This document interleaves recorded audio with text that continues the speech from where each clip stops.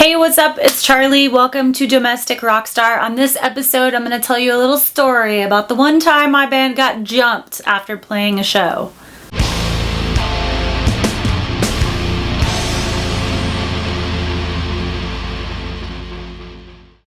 That's right. My band this one time got jumped after we played a show in this little town called Yuba City in Northern California. It's about an hour, 45 minutes to an hour north of Sacramento, kind of out in the middle of nowhere. There are not a lot of venues out there, and this was about 13 years ago.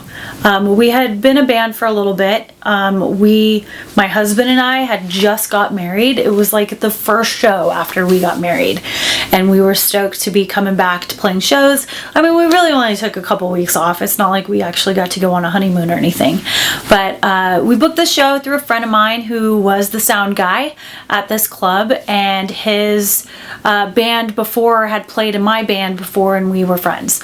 So he hooked us up with this gig, and it was cool driving down there, hanging out, and we played second. There was this band that played before us that was a younger band, and we hung out with them at the bar. Everything was cool, and then we get up on stage and we play, but the sound is really bad. Our guitar players are turned up like they normally would at any other show, but the sound guy keeps complaining to the guitar players that the sound of the guitars is overpowering me. I couldn't hear myself on stage, but unlike Mariah Carey, I pulled through it and played the show like I normally do. I guess there was some argument between our guitar player at the time and the sound guy who had hooked us up with the show, and a bunch of drama went down. I don't know exactly what was said, but after the show, we went outside and we were loading our stuff and we were hurrying up because our guitar player was pretty pissed about the situation and just wanted to get the hell out of there. So some words were exchanged between the sound guy and our guitar player, and there was a punch thrown. I'm not sure who threw the punch, but me and our bass player and our drummer, my husband, was loading the gear, trying to hurry up and get out of there. We see a punch thrown from the corner of our eyes, and we're like, oh shit, this is happening. So we try to rush even more, and Brian goes in and tries to tear down all of his stuff, and he goes to walk out with two cymbal stands in his hand, and this guy comes out from inside the bar.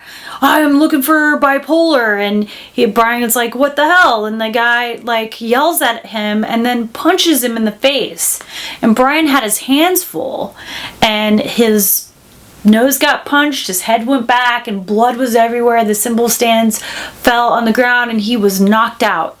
And I saw this from like 20 feet away and couldn't believe what happened and came running over.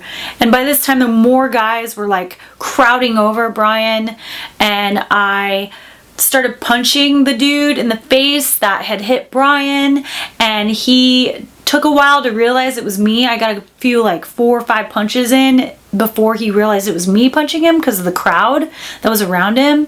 And he grabbed the back of my head and just started pulling my hair, and he ripped like a whole handful of my hair off, and we were fighting, and then the security guard separated us, and then dude went back inside the bar, and the security guard and the bartender called the police. And I was trying to protect my husband who had just got knocked out. Our bass player at the time just like ran away, and the guitar player who had the argument had to leave. He left really quick, so he didn't know exactly what had happened, what had escalated to, but he got away really quick. And then me and Brian and the bass player were kind of stuck there.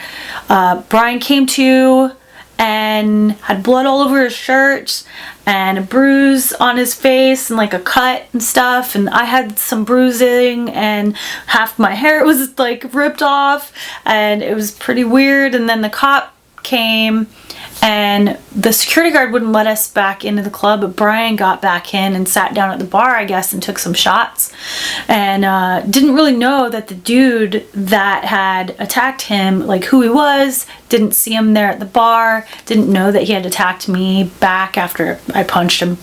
you know, in defense of him. But anyway, so Brian goes in, takes a couple shots, grabs a beer, walks outside, breaks the beer bottle, and starts looking for the guy that had attacked him. And dude was like nowhere to be found. And then the cops show up, they start talking to the security guard. They ask me what happened, and then Brian is all worked up. He's got a broken beer bottle in his hand. They think he's the one that started everything, and they start like pointing tasers at him, and the little red dot was like all over his shirt, and I was like, no, don't tase him, he didn't do anything wrong, he's the one that got hit, the guy attacked us. And the cop was just like, whatever, and started talking to the security guard and the bartender, and they corroborated my story that I had told him. And after that, they were just like, okay, well, whatever, you jumped into it, you punched the guy, so whatever you got, I guess you deserved. But Brian was all worked up. He wouldn't calm down, so the cops were just trying to get him to calm down.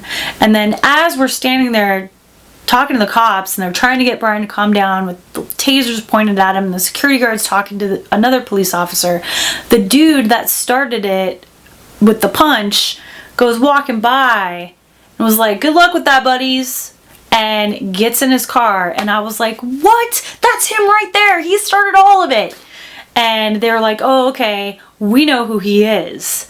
And he gets in his car, starts it, and the cops immediately go and arrest him for a DUI because he was drunk and he started his car.